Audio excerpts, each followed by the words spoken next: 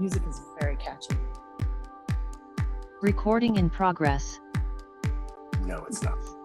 Get that music to stop. Thank you. Good afternoon and welcome to the May 11, 2022 City Council work session. Thank you for joining us in this hybrid meeting format we're using as our state and community continue to recover from the COVID-19 pandemic. For work sessions like this one, where there is no opportunity for public comment, those wishing to access the meeting can do so by watching the live stream available on our website, the broadcast on Comcast Channel 21, or by calling into one of the phone numbers listed for this meeting on the public webcast and meeting materials web page. And thank you again for joining us. I call this meeting to order and I will turn it over to the city manager to introduce our one and only topic today. Thank you, Mayor. Looking forward to today's conversation as we sort of come to the end of our House Bill 2001 middle housing work together. As you know, we had a pretty lengthy public hearing. We know a lot of people are engaged, involved, care deeply about this project. And I know we have a lot of information and things coming forward today. So with that, I'll just turn it over to Jeff Gepper, who's going to do, I think, a pretty brief presentation just to set context. Thank you, City Manager, and good afternoon, Mayor and City Councilors. Happy to be here this afternoon to talk about the Middle Housing Code amendments. As I'm sure none of you have forgotten, we had our public hearing about 3 weeks ago, which went late into the night. And really today we're here to give a really quick brief refresher. I'm going to be pretty short and sweet with my presentation this afternoon. And then that'll leave a lot of time for questions and deliberations and any potential motions that come up. So just as a reminder, for those that are maybe if you're just tuning into the process now, House Bill 2001 from 2019 was passed with a goal of increasing housing supply and choice in cities in the state of Oregon. And this includes duplexes, triplexes, fourplexes, cottage clusters, and townhomes. And really the crux of it is that by June 30th of 2022, we need to adopt either a local code or a state model code will apply to us at that time. Eugene's process has been, going on 2 years now, included a pretty robust set of public outreach and engagement, which included anything from our equity roundtable to our focus group discussions or the Healthy Democracy panel. It also included a lot of technical analysis and feasibility analysis for how these codes could be implemented. And then the Planning Commission began their official process last September. And basically the Planning Commission had a total of 23 meetings and through their public hearing and their deliberations ended up with a kind of a carefully crafted recommendation that followed the testimony that they received and really looked at implementing the House bill to meet their goals. And their recommendation was based on not only meeting the minimum standards, but also really basing it primarily off the model code, and then taking those opportunities to go beyond the model code based on the public outreach engagement and feasibility for middle housing. Like I mentioned earlier, we had a very long public hearing about 3 weeks ago to implement the ordinance that was essentially doing the middle housing code amendments for the Planning Commission's recommendation. We heard, sorry, I didn't mean to. We heard from 89 participants late into that evening. Those voices were in addition to all those that gave testimony during the Planning Commission hearing, our public engagement process, and the large amount of written testimony. And just as a reminder, that written testimony is still coming in. We're still collecting it and batching that and providing it to you. So as I just mentioned, we've heard from a lot of people. There's some major key topics that we've been hearing kind of over and over again in the testimony. Those are anything from attached plexes, minimum lot sizes, building height, lot coverage, affordability, and small unit incentives, parking reductions, and then tree preservation, solar standards, and short-term rentals. While most of these apply directly to the middle housing projects, some of the topics may have an impact beyond just middle housing and are likely to come up during other city programs and projects like the housing implementation pipeline or through our urban forestry efforts. A lot of the topics were covered in the one-page summary that was attached to this AIS and presented a little over a month ago. That covers anything from the lot sizes to building height, and really it compares the minimum standards model code and the Planning Commission's recommendation, which is really reflected in the ordinance. So one thing that's not covered in there, and I wanted to bring this today and as part of the presentation, was the near transit parking reduction. We had a few requests from Councilor Keating and Councilor Zelenka to look at some different options. And so we did go to our consultant, Lane Council of Governments, to look at a couple different options for different transit incentives. So this, just as a refresher, is the near transit parking reduction. So you get parking reductions under the current drafted ordinance based on the map that you see here. It's pretty wide ranging, and councilors asked that we look at providing just those incentives to lots that are within a quarter mile walking to MX stations. And so that's what this would look like. So this was an analysis done based on actual walking trips and how they could get to the MX line itself. And this one specifically is actually looking at just a quarter mile from the MX stations. And what you see in this version, which is option B, this is actually a quarter mile from the MX lines themselves. So the difference, you can kind of tell there's some tax lots that didn't make it into this. One thing that I'll note specifically about these two options is that when we come to our next work session, we'll have a slightly updated version of this, because the one thing that this didn't take into account were our bike paths and pedestrian pathways. And we feel it's important to have those in there if we're talking about pedestrian biking trips to get to these areas. So it'll be slightly updated for the next version. So with that, I said it was going to be pretty brief today. I'm going to jump into just looking at the council's path to implementation. And really, we're here today to answer those questions and have the opportunity for you to raise potential motions based on the public testimony you received and your own thoughts on the process, so that staff can bring back any requested motions and work for the upcoming work sessions on May 18th or 23rd. So really we're looking at the 18th and then we're holding the 23rd as an if needed option, just in case we need that time. As I mentioned before, the implementation deadline is June 30th. And one thing I do just want to make a note of is that staff is continuing to review the proposed ordinance for fixing things like Scrivener's errors and minor corrections. And so that ordinance, when it comes to you, you might see code citations that are changed or things like that, just to make sure that things are clean moving forward. And then the last thing is that the findings that we have, depending on the motions that get brought forward, we might have to adjust the findings which are attached to the ordinance and Exhibit B. We might have to adjust those to reflect whatever changes come through the motions.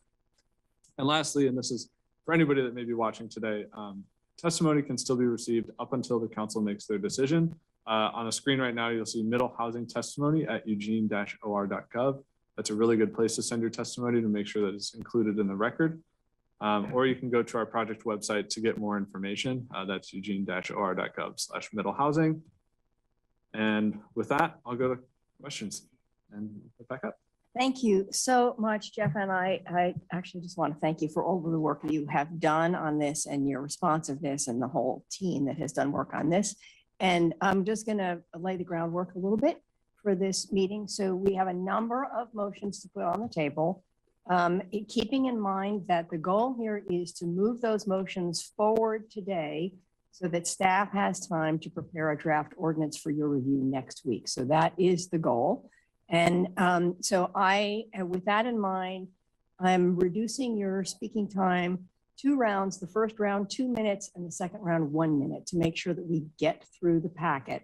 And if that means if things go more quickly, and that means that we have time at the end for more general comments, then I will just open up the floor to more general comments. But I do want to make sure we get through that.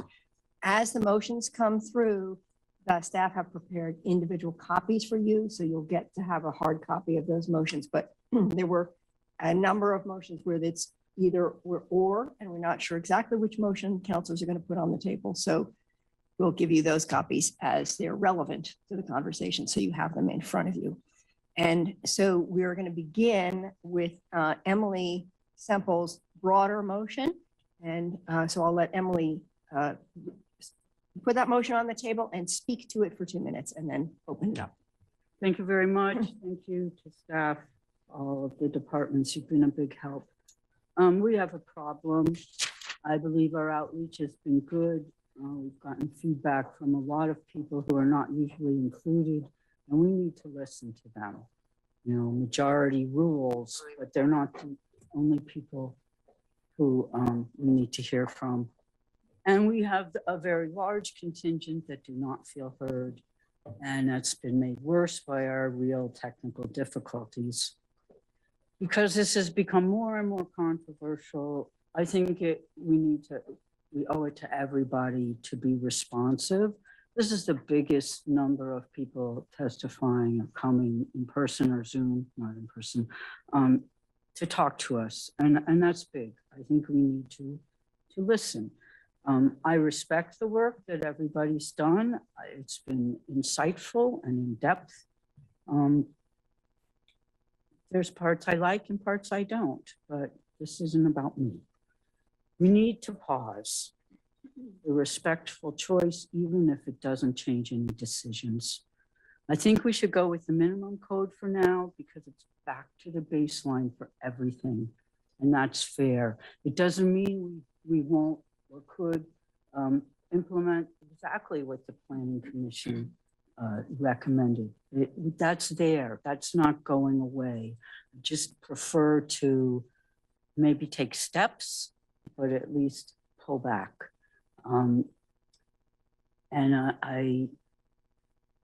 It would take care of all the key issues for now that are so controversial, key topics. And so I'm going to make the following motion so we have a place to rest while we review changes and see how HB 2001 on its own is going to make some big changes. And we're hearing that people don't know about it. This will give them a chance to see what it's about. Look forward to discussion, and I hope you will support this. I move to direct the city manager to revise the proposed middle housing ordinance to 1, make the ordinance consistent with the state minimum standards set forth in the first column of attachment C to the May 11th, 2022 middle housing work session agenda item summary. 2, to reduce the maximum lot coverage for duplexes, triplexes, and fourplexes from 75% to 50%. And 3, to revise any other standards in the proposed ordinance that go beyond the requirements of the minimum standards, Chapter 660, Division 46 of the Oregon Administrative Rules to make them consistent with the minimum standards. I'll second it. Okay. All right. I have Alan with his hand raised.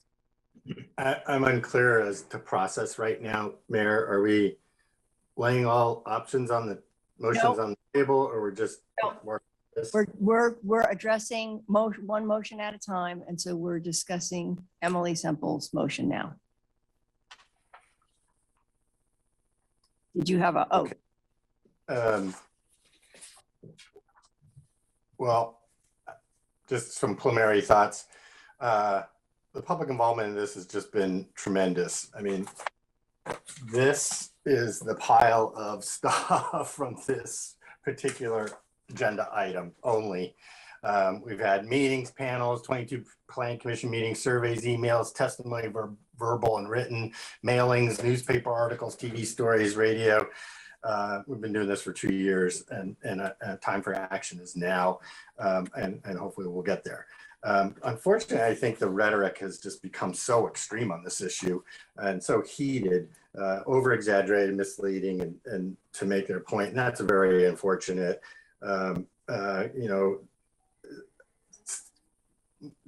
Saying this is extreme deregulation and undoing or destruction of our neighborhoods is really going beyond the pale, I think, for a lot of this stuff. Really getting rid of R1, which HB 2001 does, is really about, is really what people are angry about. And the rest of this is kind of the 90-10 rule.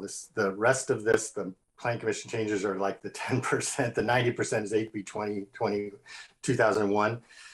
So right now, I'd rather see us pick apart the pieces than go with a wholesale thing that Emily's talking about, and discuss each one individually. So I won't vote for this motion, but I propose a series of motions to look at the 4 big areas that I'm concerned about, which are parking incentive, building heights, maximum lot coverage, and short-term rentals. So I'll be prepared to put those on the table when the time comes, but So that's where I'm at this point.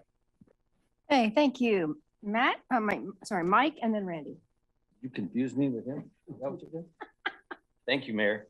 I agree with Alan that on a couple of points of what he just said, that the difference for me between the Planning Commission's recommendation and this motion is, 10%. It's a small thing. I also agree on the misleading rhetoric. I think it started from the beginning when we started talking about when many people in favor of the Planning Commission's recommendation talk about this as creating affordable housing, which is patently ridiculous on its face. So for me, neither one of these is going to create true affordable housing because of the cost of constructing per square foot is still what it is. And these, in many cases, I suspect we will see the destruction of housing that costs less in favor of smaller housing that costs more. I work in this business and I fail to see how that won't be the outcome. I like Emily's point here that and I agree with Alan that what a lot of people are concerned with is House Bill 2001 and the elimination of R1. I agree with that. The question is, how do we proceed and how do we handle it? I'm not sure I'm as comfortable with the idea of us arguing about all the pieces and parts on an individual basis as I like the idea of go back to the very basic we have to do that we're mandated by the state to do and involve the community some more in the rest of it, say over the next 6 months to a year, to enhance and make it better as we go.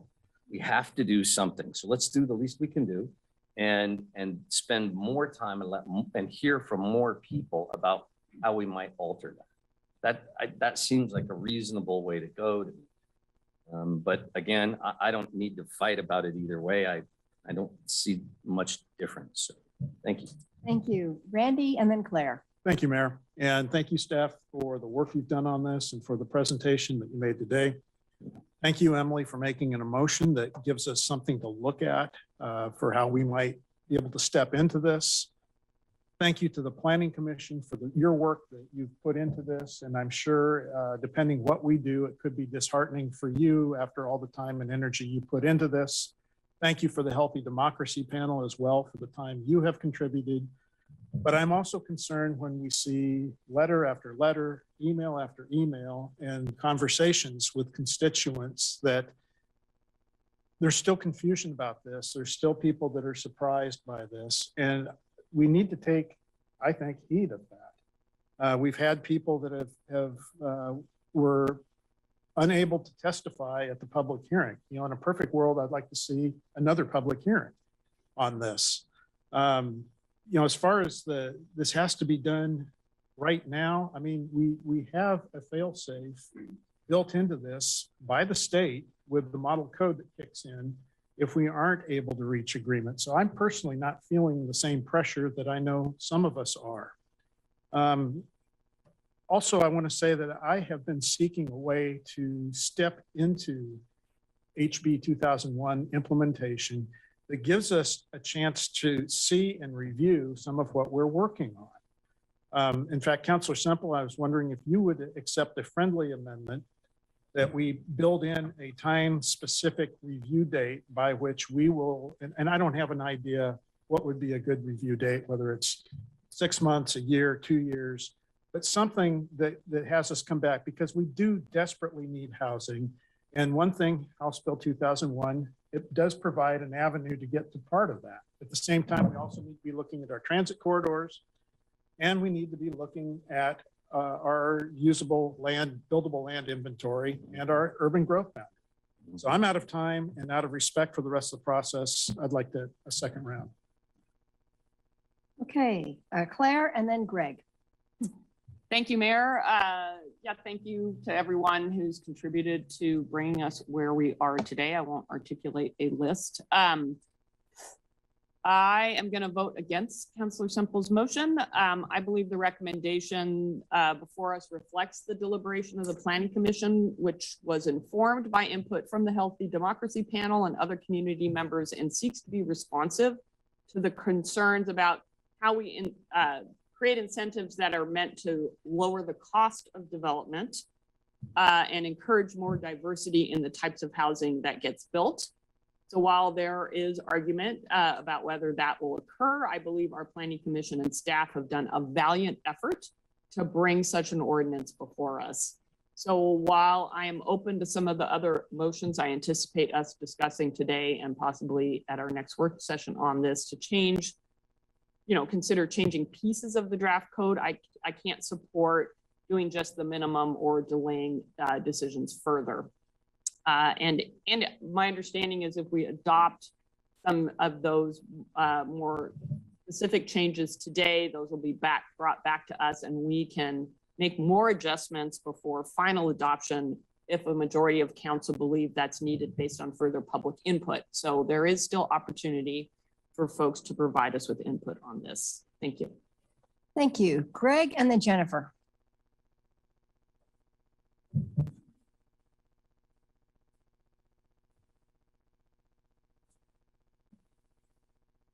Sorry, Greg, we still can't hear you. Hold on. Can you hear me now? Yeah, I seconded Emily's motion because I thought we needed to have a little bit of discussion about the content of the motion. And Emily, maybe you can answer this question for me. Why did you specifically want to move from 75% to 50% in terms of lot coverage on the duplexes, et cetera, et cetera? Thank you for that. I put it in this part because I think we should go back to the absolute baseline, and that's what the minimum is. If we don't go here, then another counselor and I would have a motion to decrease that. So that's why it's in here now. Okay, that helps with that. I think that we are, contrary to Councilor Grove's earlier statement, I would say that, yeah, our backs are against the wall, and I am not one who is in favor of basically turning our whole planning processes over to the state of Oregon. I think that we need to keep as much local control as we can. 2001 has taken away some of that control.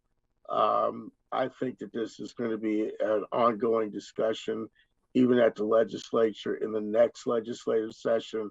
So we're not done with this yet, but I do think that we should do the Planning Commission recommendation and move in that particular direction so that we can get something done, something on the books before we do hit our deadline. Thank you. Jennifer? Thanks, Mayor. First, I want to agree with Councilor Evans. I agree. We're not done yet. There's going to be more we have to do, even once we get past these choices that we're making here today. So first, I'd like to say that the idea that in 6 months we could review this and see how it has made changes seems ridiculous to me, since it takes so long to build things. We're not going to know for years now the full impact of some of these changes. And that's kind of the point of doing something now, is it's going to take years before we're going to get the benefits out of these changes that we're making. Our public process has been incredible. I've been so impressed with all the things that we have been able to do, even in the midst of a worldwide pandemic. And the vast majority of the feedback has been in favor of going above the minimum standard. The folks who are now being the loud minority aren't confused. They're just not getting what they want. And sometimes we don't all get what we want.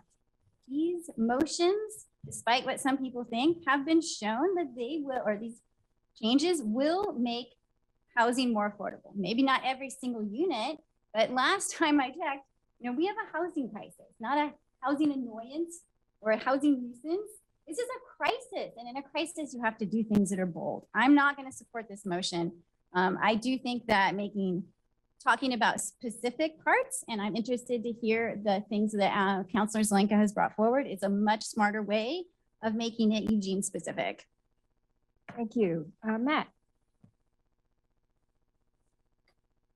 Thank you, Mayor. I concur with Councilor Ye. Out of respect of process, the significant amount of staff time, the deliberative work of the Planning Commission, I'll be voting against the motion, Councilor Semple, but I look forward to addressing with surgical precision key issues, including but not limited to parking, tree canopy, lot size, and height.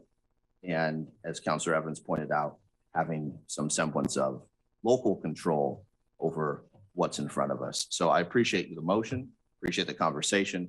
I'll be voting no and look forward to, as mentioned, with surgical precision, addressing some of the aforementioned issues. Thank you. Okay, I have 3 counselors asking for a second round. You have 1 minute. So for Randy, Alan, and Emily. Thank you, Mayor. And just to clarify, when I said we've got the model code that would kick in, I'm not suggesting we stop there. That would it just means something is going to happen sooner rather than later. And actually, I agree with Councilor Ye. 6 months isn't going to really show us anything, but I was trying to say 6 months, a year, 2 years, throw that out to staff to say what would be realistic. I do think we get an idea on building permits. And yes, I want to move forward with something that helps us get going. And no matter where we start, it doesn't mean that's where we will end. And that's, I guess, my point. I can see the way that this thing is going on Councilor Semple's motion. So I don't think there's the votes there to pass that.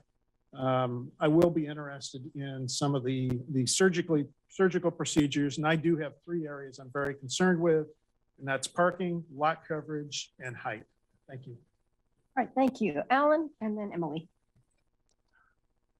Mayor, I'm a little confused on process. I wanted to put some motions on the floor. Yeah, Alan, I'll just explain. We're going to do Emily's. If that passes, then we're done. If that doesn't pass, then we're going to start to move through your motion. So you'll be next up to put a motion on the table. Then I'll reserve to be first in line after the vote on. Okay. Thank you. Sure. Emily?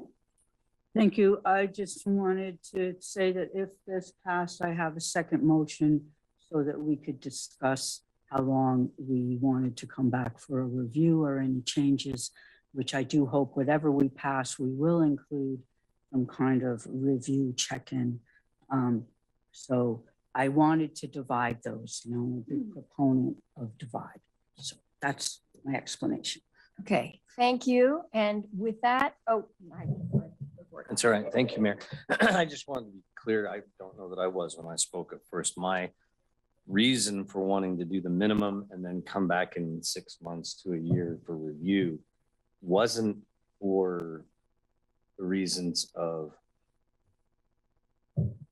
anything other than allowing more people to be more a part and be heard. And I think that we did do a public process that was first of its kind in terms of being robust. It was done with all kinds of new ways for people to engage, and that was awesome. I just don't think it was sufficient for the size of the issue. I think the size of the issue to a lot of people, and I think our email clearly shows that, it is a very important thing to them. And I think this issue deserves the opportunity to go farther than in terms of getting public input. Otherwise, this is going to be a contentious issue for years in the community, and I don't want that. So I'm sorry, I'm over time. My reasoning was just to get more public input. Thank you. Thank you all. I think with that, we're ready for a vote. All in favor of the motion, please raise your hands. 1, 2, 3. Was that, Greg, was your hand up? 4. All opposed? 1, 2, 3, 4, and I oppose. Your first one, right?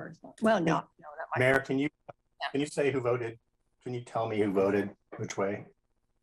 Yes, so Greg, Emily, Randy, and Mike voted in favor. Jennifer, Matt, Claire, and you, including me, voted against it. Thank you. Okay. Okay, with that, Alan, I am going to turn to you for your first motion, which I assume is about parking.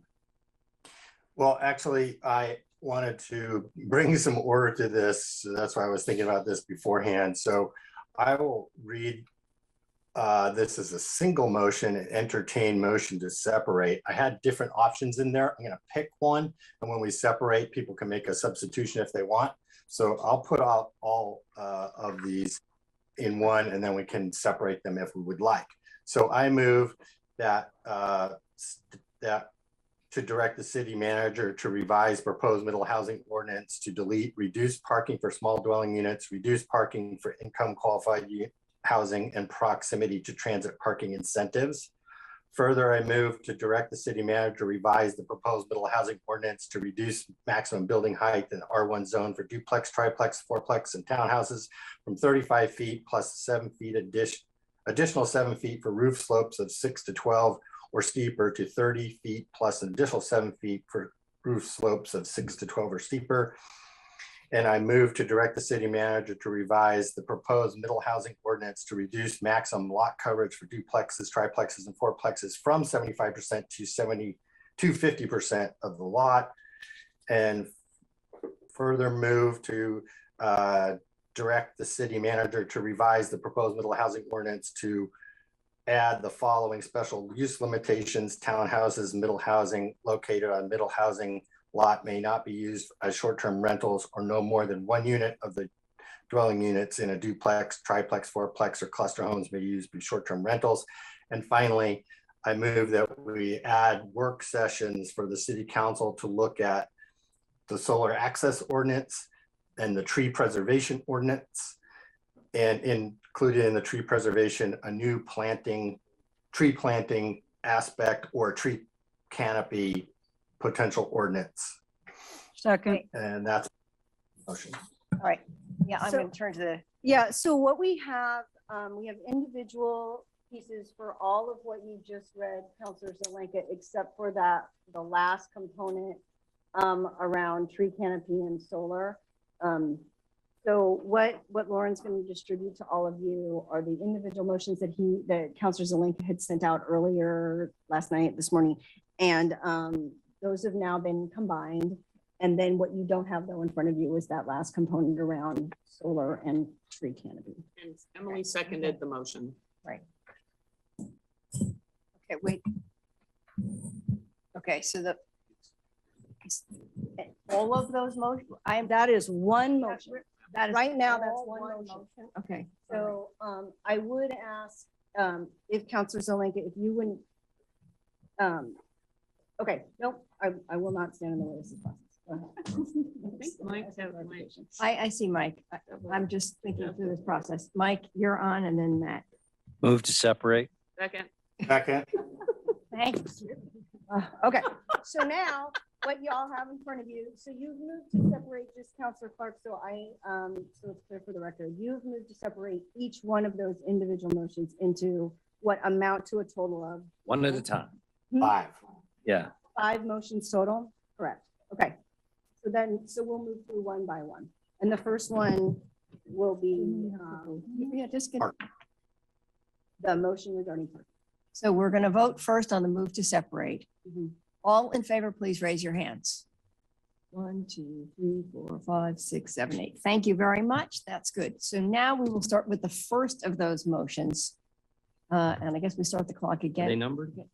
Well, so No, because we didn't know which. because we didn't know which one Alan was going to start with Go those. by subject matter. So I was aiming to start with parking. Can we start with the parking one? Well, they're in order of the way that I put them in their mirror. Sorry, I don't remember what the order is. Parking is number one. Move to direct the city manager to revise the proposed middle housing ordinance to delete. And then it goes on to reduce parking for small dwellings. This is reduced parking for small dwelling units, right? No. Mayor, Yes. is there a way that I can see the written version of this? It was in an email to you, Greg, last night. Was it? Me. Yeah. Oh, okay. I'll go back and pull it out. Okay, this is, so would you now read the parking motion, please? Yes. I move to direct the city manager to revise the proposed middle housing ordinance to delete the reduced parking for small dwelling units, reduced parking for income qualified middle housing, and proximity to transit parking incentives. And if I could, Mayor, I'd like to speak to it since it was my Okay. motion. Please do. Could I ask a process question? Yes. Would it be possible for staff to type each one of these motions out and Should show be. on the screen so the public can see that? Yeah.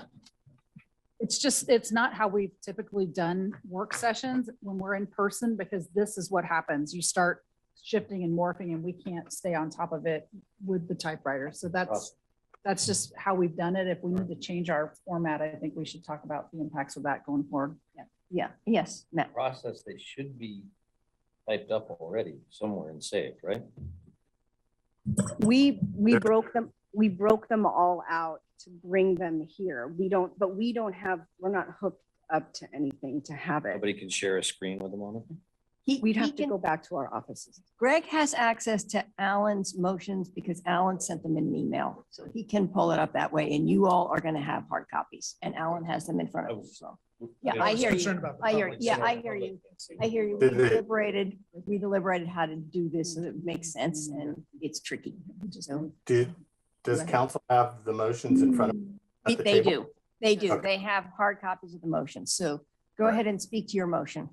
Thanks. I thought of this is one of my big issues. And I'm curious as to how council would want to move this. There's three different options that I put forward. The first one was just to delete all of the parking incentives. The second one was to delete just the incentive for parking that is proximate to transit.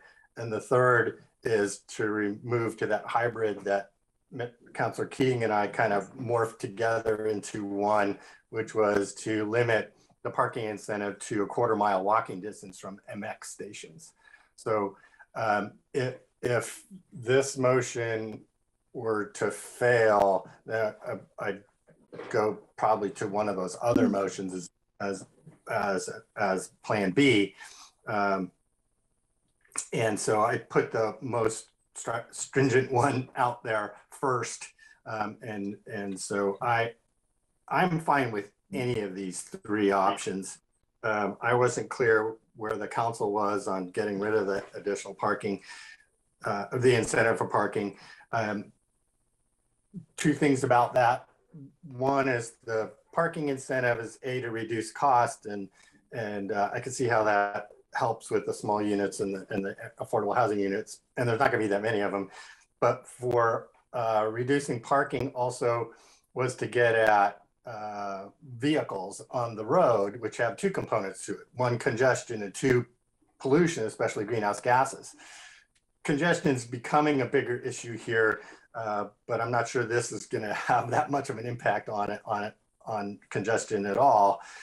As far as greenhouse gas emissions are concerned, if we are pushing everybody towards electric vehicles, and I think we will get there, there will be no greenhouse gas emissions from these. So I'm not sure. We'll still have cars, but we just won't have greenhouse gas.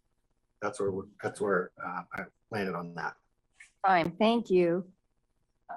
Yes. Right. For clarity, Actually, neither of you are next. Matt is next. Okay. And then I have Claire, and then I have Mike. Thanks, Mayor. Thank you, Counselor, for floating this motion. I'm keenly concerned about the incentives in proximity to transit, and have a motion that hones in specifically on the transit piece. And I'll be floating a substitute motion because in the South Hills, our terrain, our hilly terrain, our lack of sidewalks are already congested in small streets, and the need, as you articulated, Counselor, to plug in electric vehicles at one's domicile encourage me to move a substitute motion to direct the city manager to revise the proposed middle housing ordinance to replace the proximity to transit parking incentive with an allowance for no off-street parking spaces for middle housing dwelling units located within 1/4 mile walking distance of an MX stop. Second. Okay. Could you read that one more time? Substitute motion moves to direct the city manager to revise the proposed middle housing ordinance to replace the proximity to transit parking incentive with an allowance for no off-street parking spaces for middle housing dwelling units located within 1/4 mile walking distance of an MX stop. What, and It essentially is one of Councilor Zelenka's alternative motions. So Lauren's distributing it. It says the link at the top. This is the substitute motion that is on the table right now. But because one of the options, she's distributing it to her. It's option one. it's the Under first park. option and yeah, okay. Okay, so that moved and seconded, all in favor of the motion. Can we Oh, discuss do you it? want to speak to it? Sorry. Mayor, I wanted to I speak. didn't know whether you were speaking to the first one or the second one, so. So you're in the queue next. What's cute? And Yeah, you do. I'm confused about the That's okay. queue I'll speak because to we the had a substitute. queue for the first motion. Right. Oh, so I guess we should just start a fresh queue. So that's why I'm, Yeah. yes. And Right. I'll- So I got you for this new queue, Me too. Claire, and I've got you for this new queue. Got it. Thank you, It's a Mayor. song, shouldn't it? Yeah. So I'm still interested, in the parking, the removal of the parking requirement for income qualified units. So is it your understanding, staff, that the substitute motion would remove that as an incentive, or would that incentive still remain?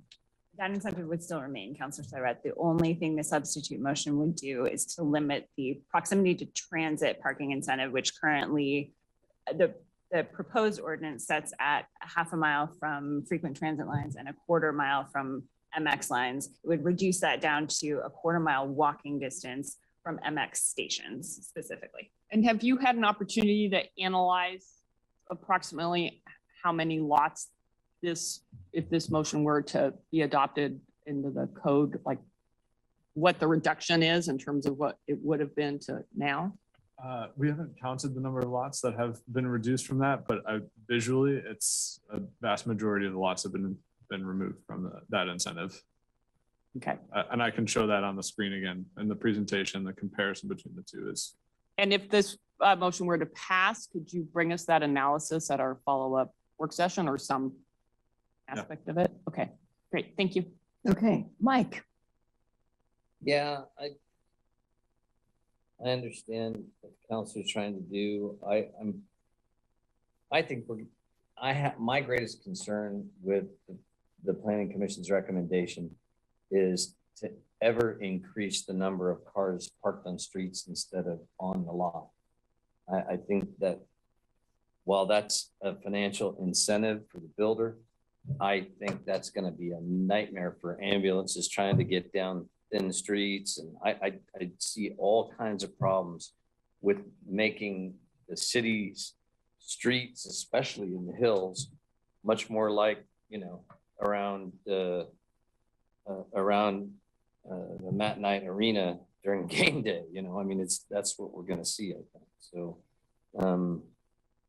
I'm probably not going to vote in favor of this and vote, I know, because it's the only thing there, vote in favor of Alan's original motion because it will reduce what I'm most concerned about, at least a little.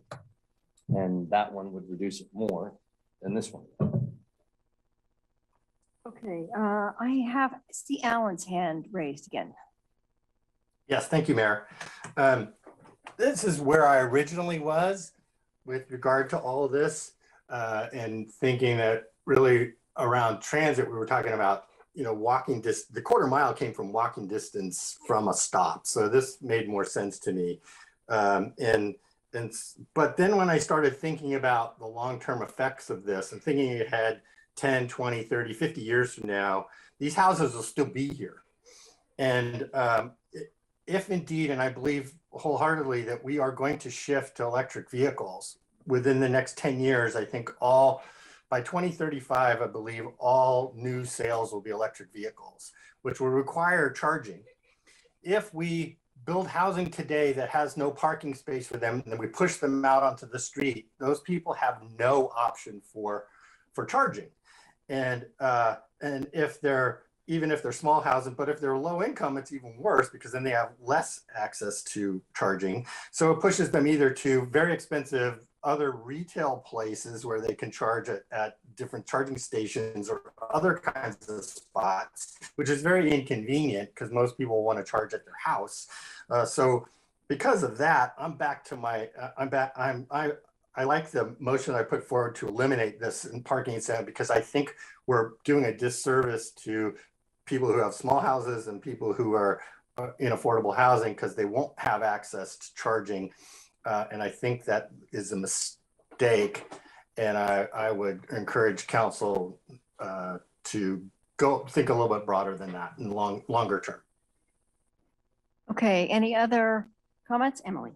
I just want to say the electric vehicles have been a big concern of mine. We're still going to have cars. The streets will be super crowded. But if we want electric cars, people need to be able to charge them, and that means a parking space. So I'm not going to agree to substitute, but I am in favor of the original motion. Jennifer?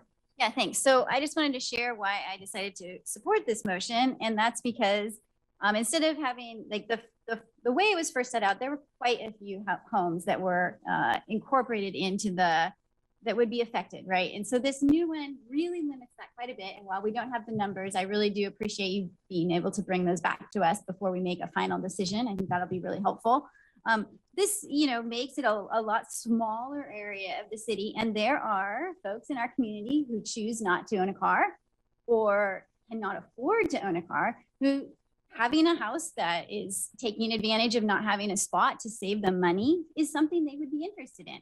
Since this doesn't apply to the whole city, it's creating an option for some people. If that's not an option you want, then you won't build a house that way, or you'll rent somewhere else. So it's a very small percentage of our city. And so that makes sense to me to have that option out there for folks. And that's why I'm going to support it. Okay, Randy? Thank you, Mayor. I'm not going to support it, although I do appreciate you putting it forward for a lot of the reasons that Councilor Zelinka stated. And as far as people don't have to rent a place where there's not off-street parking, with our 1.5% rental vacancy rate, I'm not sure people are always going to have a choice. However, although I want to support Councilor Zelinka's original motion, I will be open to seeing what staff produces in the way of answering the questions and be willing possibly to revisit this at our next work session. All right, Claire, second round? Yeah, thank you. So Jennifer convinced me to support the motion, though I would prefer it if it was a half-mile walking distance, but I'll support it as is. I think this talk about you have to have a parking spot to have an electric vehicle is not being creative enough. I don't have a parking spot at my house. I've talked about this many times. I intend to buy an electric vehicle in the next 2 years. I'm not going to move so that I can have a driveway. I will figure it out. People will figure it out if they want to get an electric vehicle and they don't happen to have a driveway. I don't think we have to solve everyone's problems for them when it comes to that. Okay, thank you. We're ready for a vote on the motion to substitute. All in favor, please raise your hands. 1, 2, 3. I think we only have 3. Councilor Nope, Evans. Oh, okay, 4. Opposed? Mayor, could you read them out for me? Read the motion. Oh, read out No. the name. Sorry. The vote. Yeah, okay, I got it. We need a board or something. We're on opposed. Please raise your hands if you're opposed to the motion to substitute. 1, 2, 3, 4. I'm in favor of the substitution. So that passes 5-4. Opposed were Alan, Emily, Randy, and Mike. In support were Greg, Jennifer, Matt, and Claire. And I supported substitution.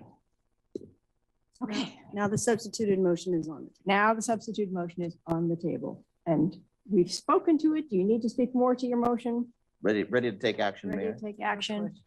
Yeah, So does this is the only thing, the other two parts of Alan's motion are now, we've now discussed 2 of the 3 of no, ours. not the, We'll get to those.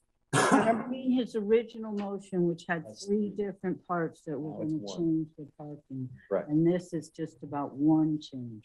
So are we still voting on his other 2 changes? We're just or is this voting on this- substitute we're the voting on whole the- thing? On what Okay. Matt has put on the table as a substitute motion. What's that? I think, Okay, Mayor, just voted. if you vote against, if you vote for this, you're saying you do not want to eliminate the incentives for parking for small dwellings and affordable. Yeah, no, it's, That decision actually was made through the substitute, so they won't, if this motion fails, your original motion won't become live again. This now is the only motion on the table. You can remake your motion, but it will not be invigorated by this motion failing. Okay, Mike, a comment? I was just gonna say the last part, what you said, you could make the others as individual motions, Alan, and I'd support them if you did. Okay. We're gonna have chaos, no matter what. We should have Okay. moved to divide. I'm going to try to prevent chaos. All right. Luck with that. So Alan, Alan, you need to speak to this again? No, okay. All right, so we're ready to vote on the substitute motion now. All in favor, please raise your hands. 1, 2, Wait a 3, minute. 4. Get it. We're voting on the first, You've the got, The motion that is on the that table Matt that's being has voted on. just substituted. It's this or nothing. Yeah, it's this or nothing. it's not necessary. Not necessarily, but Well, So just for the purposes be. of Counselor Simple and the public, the motion that is on the table and that is being voted on is move to direct the city manager to revise the proposed middle housing ordinance to replace the proximity to transit parking incentive with an allowance for no off-street parking spaces for middle housing dwelling units located with 1/4 mile walking distance of an MX stop. That's what's on the table. the other motions too. okay. All right, so all in favor of this motion, please raise your hands. 1, 2, 3, 4, 5, 6, 7 opposed. I don't understand it, so I'm going to vote against. Okay, I don't 1 get it. opposed. Okay, so that substitute motion passes. Thank you very much. Okay, Alan, I believe you're up again with the next piece. Well, actually, I'm taking a cue from my fellow counselor clerk. I move Okay. to eliminate the parking incentive for small dwelling units. And then if that, I would also do the same for income qualified middle housing, but I'll separate them. So it's just eliminate parking incentive for small dwelling units. Do we have a second? Is there a second? Second. You said you would. Yeah. I know. I know, right? I was like, waiting. Can somebody explain that? in Okay, like so we're now 2 seconds? undoing the vote that we just had. No, it's adding to Adding. Different part of it. So there's 3. This if is I might, Right, Mayor, like- Reverse. So it's there's 3 confusing. components to this. There's the transit, proximity to transit, parking incentive for small dwelling units, and Got it. parking incentive for middle or for low income Right. qualified. So we passed the first one, transit. Right. This one's about small, and the next one will be for middle house, for low income. Got it. Okay. Anybody else need to speak to this or ask questions about it? Randy? Mayor, I'm sorry, I'm still confused on this. I understand that this would replace the motion that just passed. No. No. The brand This new is in motion. Brand new Oh. motion. It's an Brand new addition to, motion. Okay, It's a different way for him to get the first motion. yeah, okay, the different path to All right. eliminate it I'm sorry for for other confusion, thank you. pieces. So now it eliminates it for small dwelling units. Okay, any other questions or comments about this? Okay, all in favor of this motion, please raise your hands. 1, 2, 3, 4. All Okay. opposed? 1, 2, 3. Greg hasn't. Greg, have you voted yet? I don't. Greg? You will hear us. Greg, Since he would have voted yes. I can't assume anything. Greg, have you voted yet on this motion? No, he didn't vote either way. Greg, No, He's no, not I seem can to be hear you. hearing you. we're waiting for your vote, and we're voting on Alan's next motion about eliminating parking requirements, about eliminating the parking The incentive. exemption for smaller units. Are you a yes or no? We're on the, I don't think he hears you. he's not hearing me. How do I do this? Can we? Yeah, we need to wait. Staff's trying to reach him. Hey Siri, text Greg Evans.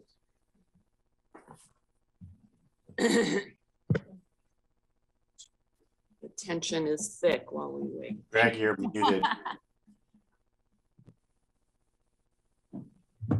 You're still muted, Greg.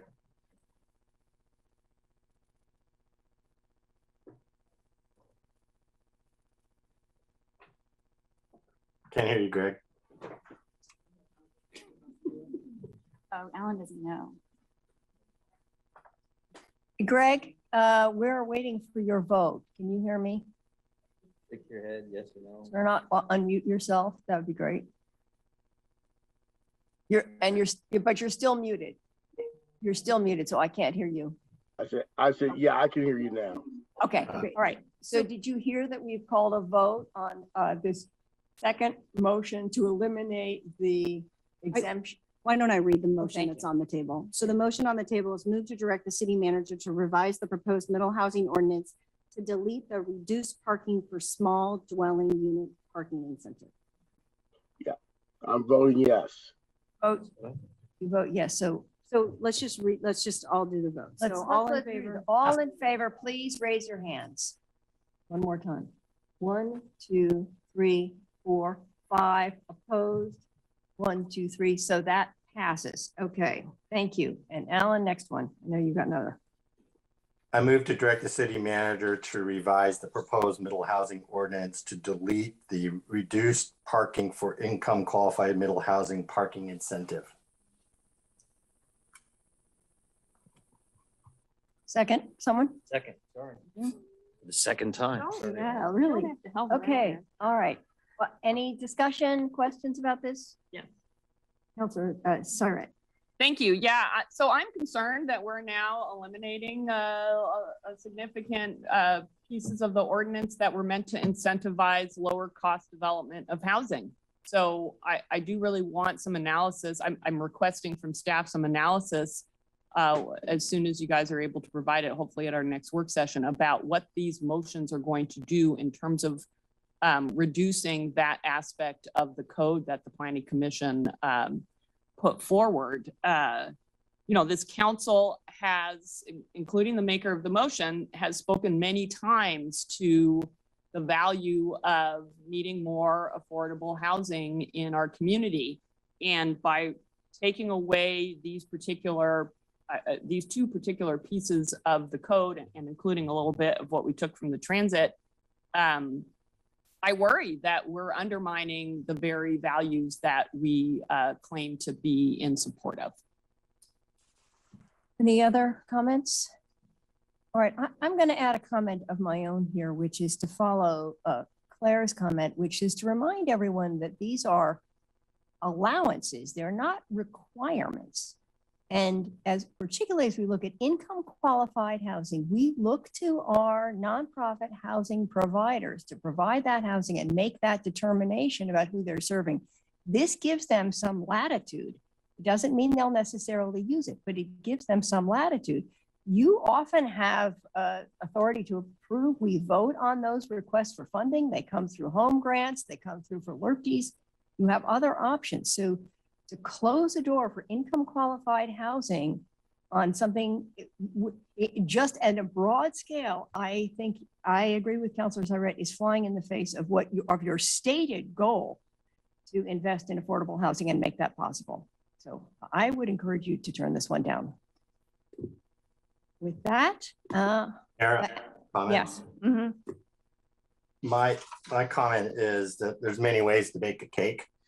And lowering affordable housing is indeed one of the things I've been talking about for a very long time.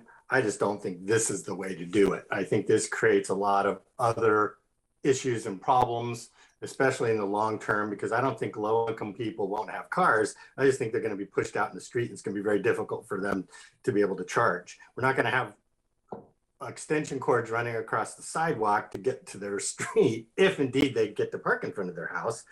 So I think that thinking ahead, this is not one of the ways that we want to reduce affordable housing costs, but I think that still remains a very high important priority for me. All right, Claire? Comment? Yeah, thanks. So a informed person who's watching this happened to text me and told me that Bluetooth technology for EV charging is on the horizon. Certainly before 2035, that will be an option for folks. You won't need to take a wire, an extension cord from your house to the street, although that is exactly what I plan to do when I get my electric car. Emily? I have no idea how you send electricity across the Bluetooth. I just like to point out that if you have a parking space, you don't have to park on it. You know, you can put a picnic table, you could put your barbecue, you could do all the things you could do in the backyard. It's just a parking place. So having a parking place doesn't mean you're going to have a car in it. It just means you could. Mike? I'm going to vote in favor of this because I think while what the mayor said is true, that people don't have to take advantage of this opportunity. It just gives them more leeway in order to build something affordable. I share Alan's concerns that the cost of it is higher in different ways. One of those is we see a lot of neighborhood pushback I've seen it in the last couple of years in River Road and Santa Clara, and in other places when we have low income housing built somewhere, the neighbors tend to object. That's been multiple of different places over the last few years. I don't want to give them another reason to object, which is the streets are going to be full of cars. And I think that will cause less welcome opportunities for those new neighbors. So. I hear you. I will just say, and then I want to put this to a vote, that we are talking about middle housing. We are not talking about large apartment complexes with large needs for housing. So we're talking about a duplex. We're talking about a triplex. We're not talking about massive units. So with that, I think I'm ready to vote. All in favor of this motion to delete reduced parking for income qualified housing, please raise your hands. 1, 2, 3. 1, 2, 3, 4. All opposed? 1, 2, 3, 4, 5. I oppose it. All right. Thank you. We are through with that topic. Thank you so much. So, and I'll just there were some questions around seconds. Because of the main motion that Councilor Zelenka put on the table and then the motion to divide, there are actually a number of motions currently on the table and seconded that still need to be moved through. And I should have jumped in as when Alan made another motion that came in between that, but we've got a number of motions currently on the table. Yeah, so now I'm looking for what that next motion is. I believe it's the building height Building height. motion. Yep. Okay. So that is just for folks tracking, it is to direction to revise the proposed middle housing ordinance to reduce the maximum building height in the R1 zone for a duplex, triplex, fourplex, or townhouse from 35 feet and an additional 7 feet for roof slopes of 6, 12 or steeper to 30 feet, plus an additional 7 feet for roof slopes of 6 to 12 or steeper. We have a copy of that for You should yeah, have. that. everyone has that already. Okay, good. You do? It's right in front of you. I have it. I just want to make sure everyone else got it. They got a packet. Oh, you all got a packet. Sorry, that's right. I got them all at once. Okay. Okay, so that is already moved and seconded. Catherine, are we right? This is already moved and seconded. was, So it's 'cause- already technically on the table, right? Correct. That's Okay. correct. So any discussion, anyone want to speak to this? Oh, Alan probably does. There you So go, it- Alan. Just for purposes of process, it sounds like I have a couple of curious looks. So Alan made the one big motion that included all of these. And that was seconded by Counselor Semple. Then the motion to divide just divides them all up. You don't need to re-second them all. So that's why it's all moved. Thank you. So a friendly goes, Alan. Okay, so Alan, you can speak to this one. Right, and that's exactly what I intended. So we're going parking, building height, maximum coverage, short-term rentals, and then work sessions.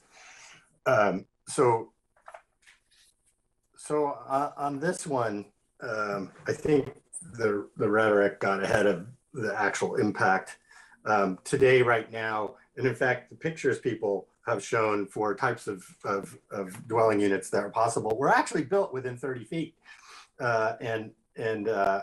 So you could build and have for 16 years been able to build a 3-story building in your neighbor could in your backyard.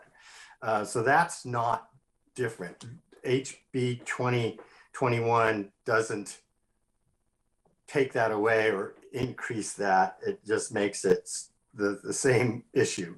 The issue here is whether or not we should add another 5 feet to it, and the arguments in favor of that are that 5 feet makes it easier to build a 3-story building. Not that you can't do it today, you can, and they have been done. They're not very many because it's a little hard to do, but I think it's still going to remain very hard to do.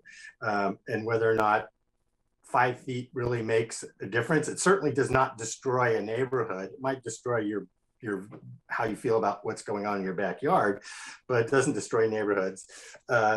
So it's an additional 5 feet that would allow for more affordable housing units to be able to be built that are 3 stories. After thinking about that, I kind of landed on this doesn't make that much difference. And so if people are so upset about it, when in fact you can already have this done, let's see what happens in the short term. And if we need to, we can come back and revisit this. Thanks, Mayor. Thank you. Any other comments about this item? Matt? So just for clarification, this just moves, for clarification, Alan, this just moves the encouraged 35 feet in the attached and detached from the Planning Commission recommendation to match the state model code identically. Right. All the Planning Commission recommendation was for duplex, triplexes, fourplex, and row houses that they have 35 feet. And this would move it back down to where we are today, which is also the minimum standard, which is 30 feet. Minimum. I see. So I thank you for that, because I was under the misunderstanding that it would move just the duplex from 35 to 30, and then it would match that state model code. But this motion moves everything from the Planning Commission recommendation back to the state minimum standard. Is that accurate? Yeah, let me read it again. Move to direct city manager to revise the proposed middle housing ordinance to reduce the minimum building height in the R1 zone for duplex, triplex, fourplex, and townhouses from 35 feet, plus the additional fee for the slopes, to 30 feet, plus the 7 feet for slopes. Maximum. So it applies to all. Maximum, not minimum.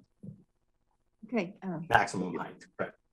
Randy? Thank you, Mayor. And I just wanted to point out, not only can you build 3 stories in 30 feet plus 7 feet for a roof pitch, you can also build 3 stories in a 2.5-story structure where the living space of the 3rd story is actually in the attic space with dormers.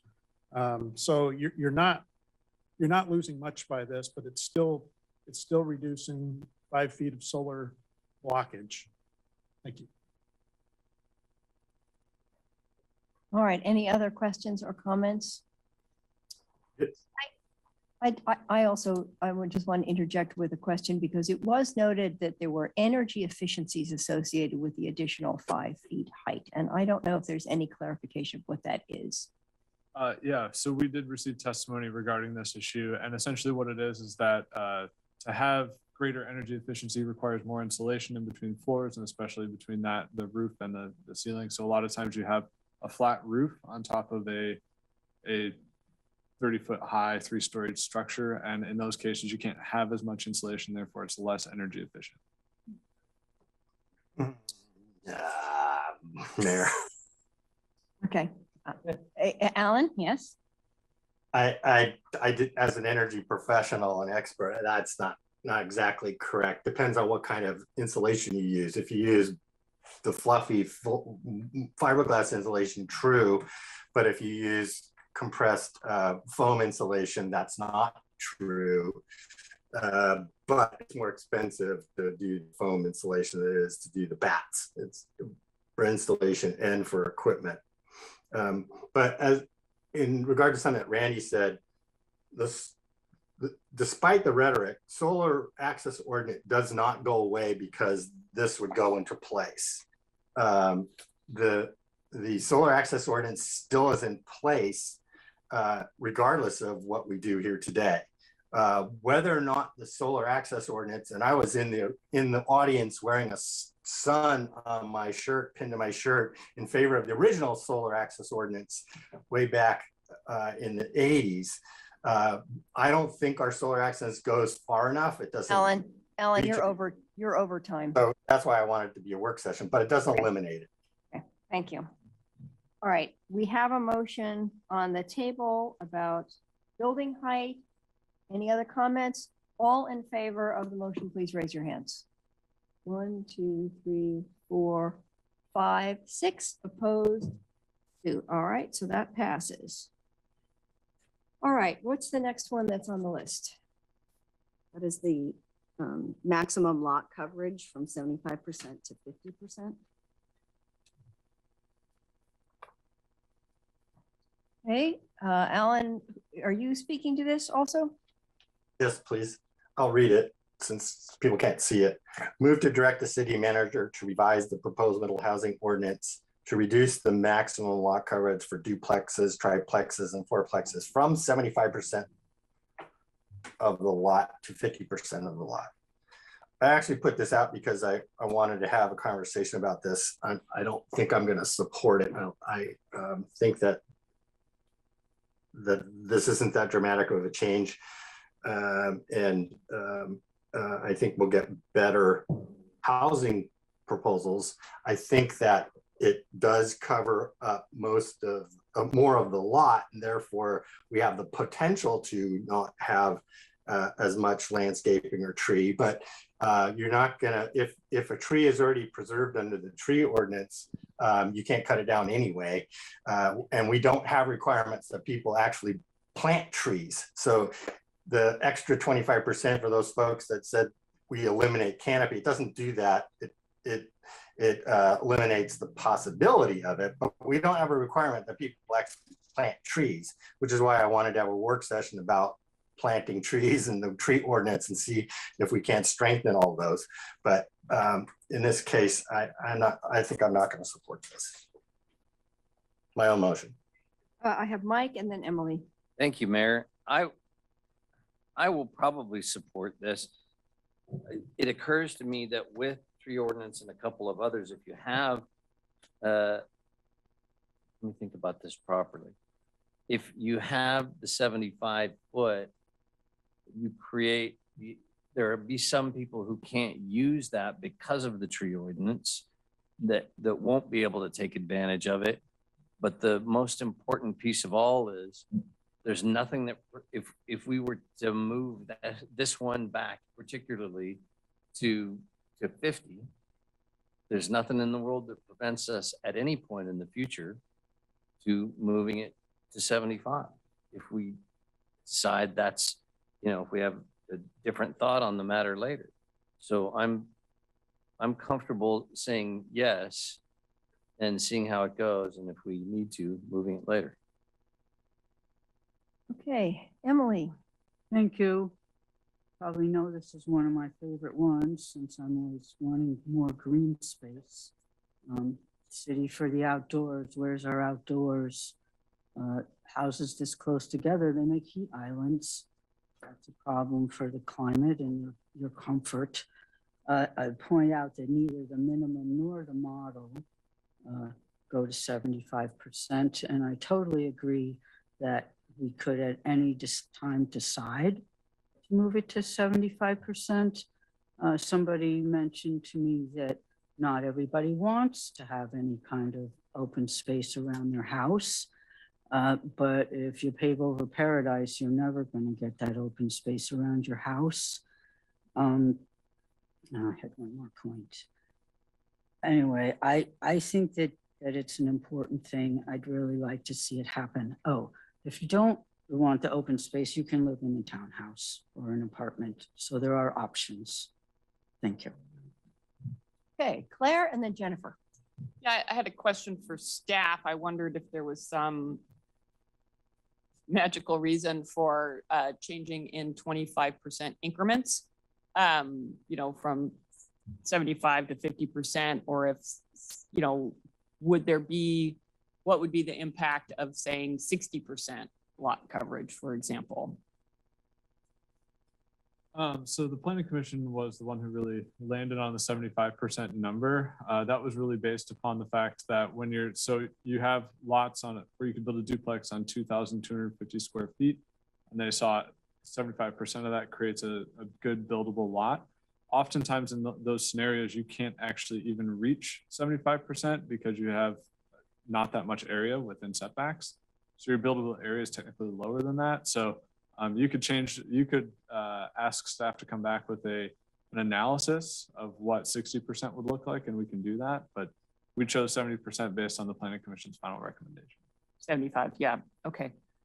I'll probably vote against this, and I don't want to be a single counselor asking staff to do analysis, but maybe we see where things land and if it makes sense to look at other parameters here. Yeah, I'll leave it at that. Thank you. Jennifer. Yeah, thanks, Mayor. So this particular change, I find, I don't know how to describe it, particularly confusing and somewhat insulting. I have lived in a home with children where I had no lot. I feel like it was paradise because it was my home and it was safe and my family was there.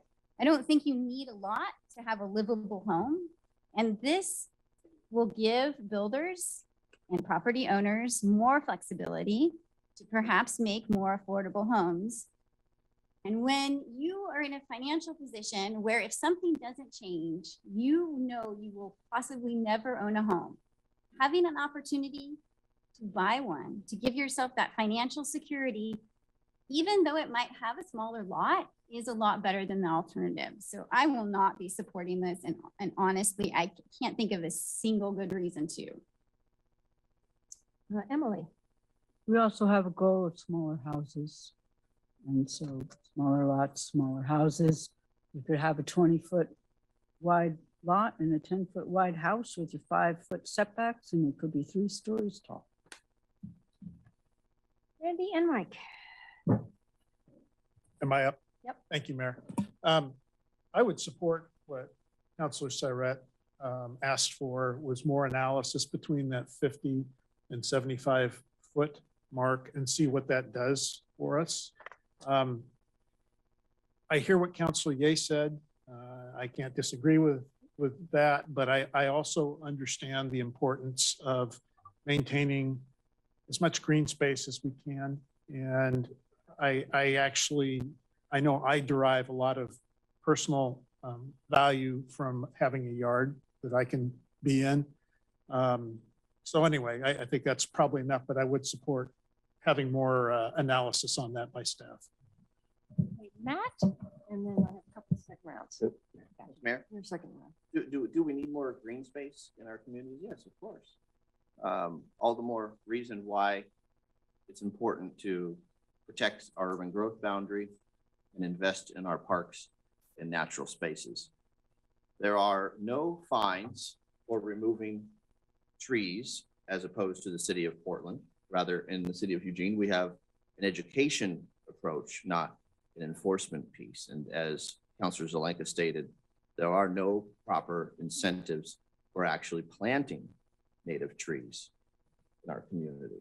So I welcome a tree ordinance conversation, and I'm not going to get in the way of allowing for more lot coverage, which actually does protect ultimately our urban growth boundary and allow us to to underscore our commitment to investing in parks and open spaces and expanding our tree canopy, our urban forest, our tree canopy by properly incentivizing and properly enforcing when folks remove inappropriately native species. I'll be voting in favor. I'll be voting against the motion, Mayor. Okay, thank you. And Mike, you wanted a second round? Yeah, I do. It's gonna sound self-serving, but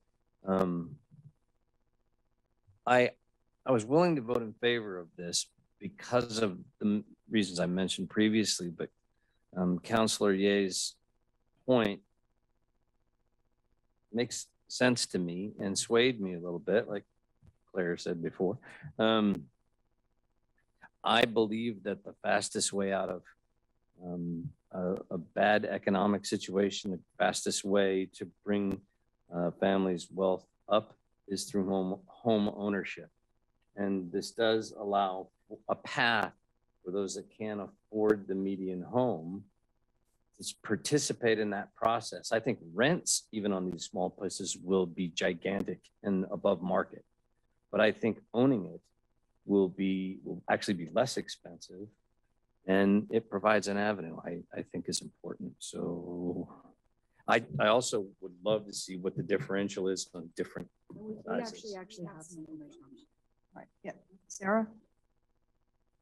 Turn over my time. I Jeff, do sorry. actually have that. I didn't remember that I put it in my pocket slides today. So I do have that if I can share my screen.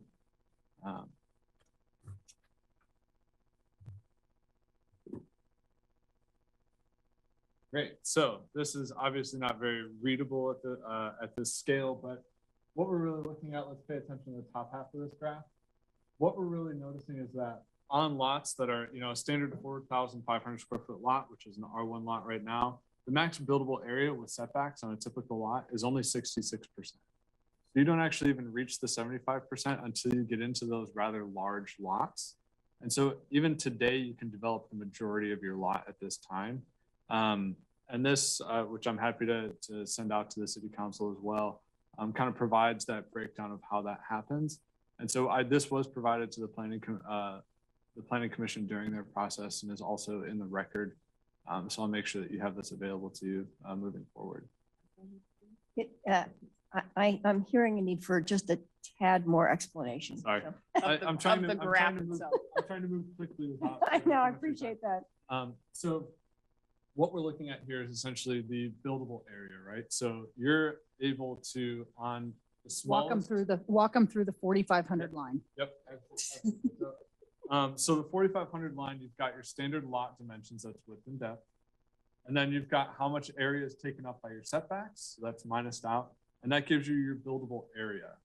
And so basically you take the total lot size and you look at the buildable area. And that's what you could technically cover with a building, right? So that's what your lot coverage could be. And that's the percentage that you're seeing on the very far right side. So on a 4,500 square foot lot, you can cover right now 66.77% of a lot. For a single family home, you can only go up to 50%. So you wouldn't be able to cover all of that. Under the current proposal for middle housing, you would be able to cover that entire area, excluding setbacks in this scenario. And so you really see us reach the threshold where you start being limited by lot coverage when you're on lots that are greater than 9,000 square feet. That is very helpful. Thank you. I appreciate that explanation very much and brings a lot of clarity to this. So I think with that, we are ready for a vote. So all in favor of the motion? Mayor. Oh, sorry.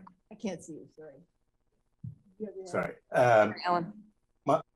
So if I understand this chart correctly, at 75%, the only lots that get limited are really, really big lots. At 50%, almost all lots get limited in their buildable area. Correct. And, that's correct. And what's the standard right now? For a single family home, the standard is currently 50%. So for if this goes in, if the 75% goes into effect, it allows for duplexes, triplexes, and quads, which are naturally kind of bigger, to be able to take up more of the lot.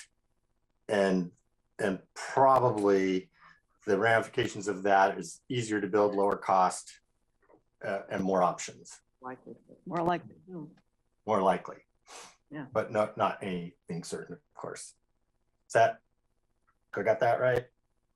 That's correct, yeah. And also, if you have an existing single-family home in a lot and you want to put another unit on it to make it a duplex or a triplex, it does provide for that flexibility as well.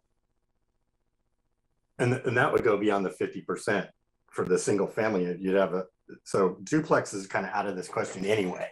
This doesn't really, it limits it to 75 for a duplex, right? Correct. Is that duplex in addition to the single family house? Ellen, you're over. So last question. Is that duplex in addition to the single family house? If you would add another. So if you add another unit, it becomes a duplex. If you added 2 units, it'd be a triplex and so on. Okay, got it. Okay, I believe we are now ready for a vote. All in favor of reducing the lot size from 75% to 50% maximum coverage, please raise your hands. Opposed? 1, 2, 3, 4, 5, 6, 7, 8. Well, there we go. Okay, thank you. Okay, what's next? If I could just add, it really helped, Mayor, seeing that chart. Yeah. I didn't understand some of that, so thank you. May I add one more, Mayor? Mm-hmm. It will also be an opportunity for the public to weigh in at some future point if this particular item was drastically important to anyone, because I kind of was tug of war with myself on that one. So. Good. All right.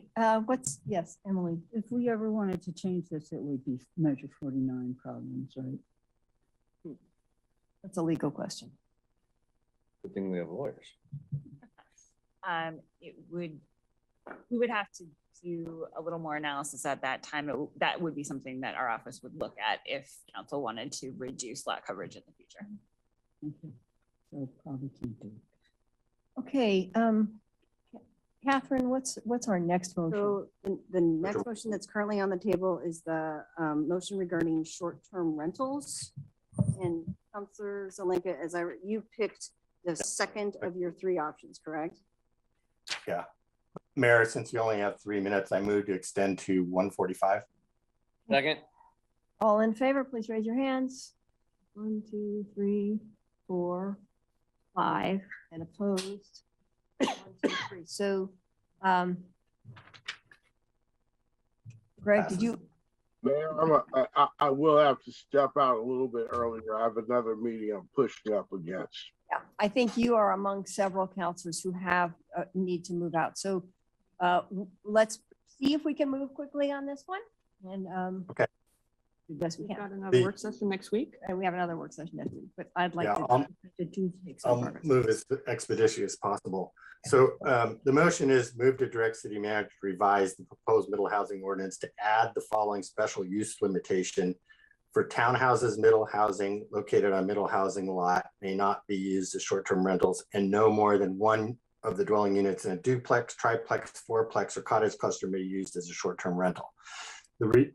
If I get a second, I'll speak to it. It's already been seconded. Oh, right. So this change, we had this conversation about short-term rentals before, and I appreciate that, and I was on the losing end of that. But I think this is a game changer, and to encourage new middle housing units to remain available for the purpose of housing, either per purchase or for long-term rental. I think it behooves us to limit the use of middle housing to be used for short-term rentals. So I put out 3 different options. I think this one's the one that probably has makes the most sense at this point. So I would encourage counselors to limit the number of units, the short-term rentals, to 1 unit if we can. Okay. All right. I have, and you. All right. I have Mike, then Randy. Thank you, Mayor. I have, in the last year, golly, probably funded at least a dozen home purchases that were for use as short-term rentals. At least a dozen. There are an awful lot of people moving into that business, but for us to say, and there's reasons with that with regard to cash flow. I've also had people sell short-term rentals to somebody who is then the permanent resident and owner of the home.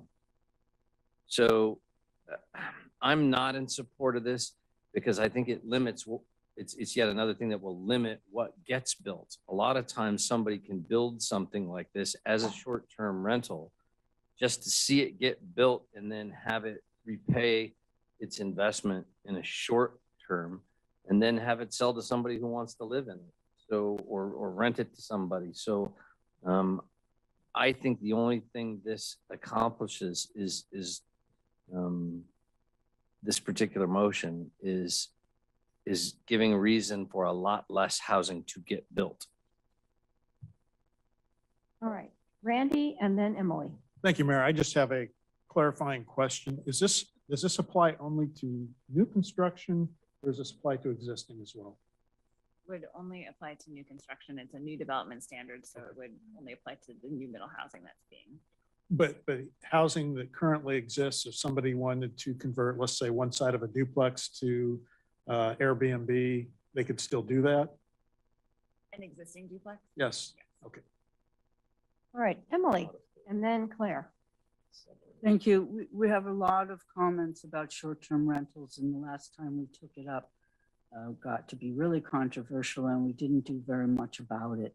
I do think that middle housing is a golden opportunity to make short-term rentals, and things change. Maybe they turn into owners, but so I'm going to vote for it because I want to acknowledge that this is a real concern for people. It is only in the new stuff.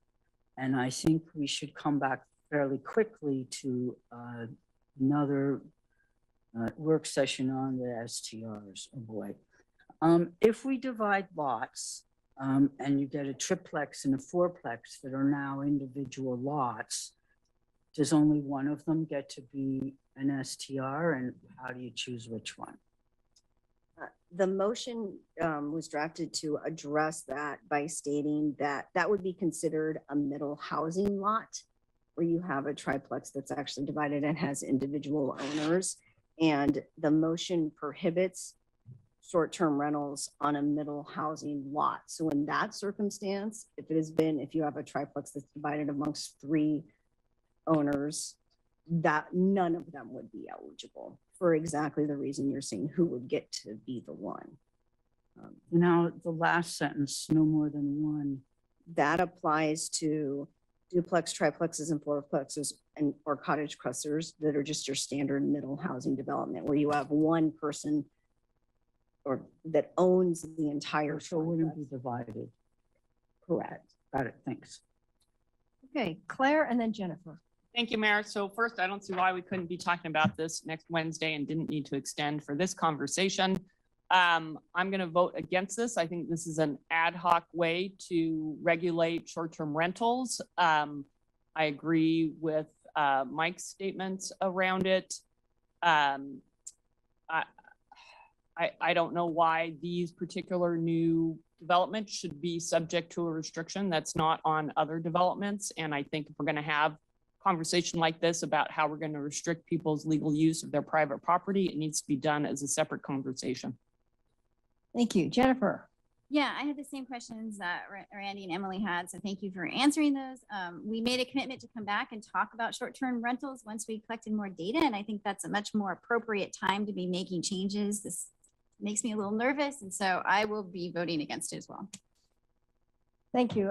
Mike, did you have a second round? Nope, pass. Okay, and Matt, did you want to speak to this? Yeah, ever so briefly. Thank you, Mayor. This seems like an attempt to pick winners and losers while limiting the creative use of an owner who should have the flexibility to do with their home within reason what they please. It's a matter of economic fairness, as has been pointed out. However, I do want council and staff to examine best practices around the country including examining what the city of Atlanta has done to allow for 2 STRs per local owner with an on-site occupancy piece. I don't think that gets, that doesn't get anywhere near what this motion is doing. And I do think that we can address STRs at a later work session. So I'll be voting against this as well. Thank you all. If there are no other comments, I think we need to make a vote. So all in favor of this motion around short-term rentals, please raise your hands. One. Oh, I'm sorry. I'm voting against. 1, 2, opposed. 1, 2, 3, 4, 5. Thank you very, oh, and 6. Thank you very much. That is the final motion that we had on the table. No. There's actually another one that I don't have. We don't, and I don't think we have time. We have 3 counselors. So How do we do that? it is a part of the main motion that was moved and seconded and then divided. So it is technically on the table. There could be a motion to postpone to a date certain. There could be a number of things that could happen. Refresher on the motion. I don't know. Counselor I Zelenka could- will need to speak to him. It's the work It's session. just a move to have city council look at in work session, the solar access ordinance and tree preservation ordinance, including planting new trees and tree canopy potential. Claire? Move to postpone to May 18th work Second. session. All in favor of motion to postpone, please raise your hands. 1, 2, 3, 4, 5, 6. And that's it. Opposed? No? Alan, are you voting? Are you voting? And we've Opposed. lost Gray. Opposed, okay. 6 to 1, we move to postpone. Manager. And I wanted to just ask a question as you're wrapping up, if there are other motions that are going to be coming forward, or should we be, okay, just checking about what we should be bringing next week. Yes, Emily, Is this it? No more motions? we're done. Today. We're done so today. just to be But can we clear, bring more all- motions next time? all of the motions that were passed today, the motions are a direction to bring back an ordinance. So the ordinance that is going to be coming to you, the proposed ordinance will be revised based on the majority votes that occurred today. And that will be the ordinance that is now your proposed motion. If you get the floor, you can always. She could still make motions to amend. Yes, Yes, but but the motions to amend, if there are additional motions to amend, the complexity of this ordinance will not be motions to amend on the fly to then adopt the ordinance that same. It will be another direction to return. So if, so the day that you adopt the motion, or the day that you act on the ordinance, doing a motion to amend an ordinance with that amount of complexity to try to make the change on the fly is exorbitantly difficult. So it would be a direction for you for staff to return with the revised ordinance for you to then take action on it. So it doesn't limit your ability to amend the ordinance. It's just you're not amending the ordinance and acting that same night, because there's the likelihood of there being some error is so high when you have an ordinance of this length and complexity. yes, Matt. But there's nothing in the charter that precludes us from bringing ordinance language and moving it. Is that correct? No, there's nothing that would prohibit it, but it has to be, it would need to be specific enough that everybody knows exactly what you're acting on. And so that's why just a generic motion, it wouldn't be possible because of the revisions it needs. If you brought an ordinance and said this replaces this and it's identical and it's really clear, you're not prohibited by doing it. I'm saying these types of motions couldn't be done on a night, that same day that you're Ask asking. staff. Or to make general motions like change X to Y. There's too many spots that it's happening. So we'll be bringing back an ordinance that if you didn't make any additional motions, you could act on the 18th. On the 18th, if you make additional motions, we'll be acting on the 23rd. And then I think you're out of time. And we're out of time. Yeah. So, okay, and we're really out of time now. So thank you all very much. Thank you for your answers. We are adjourned.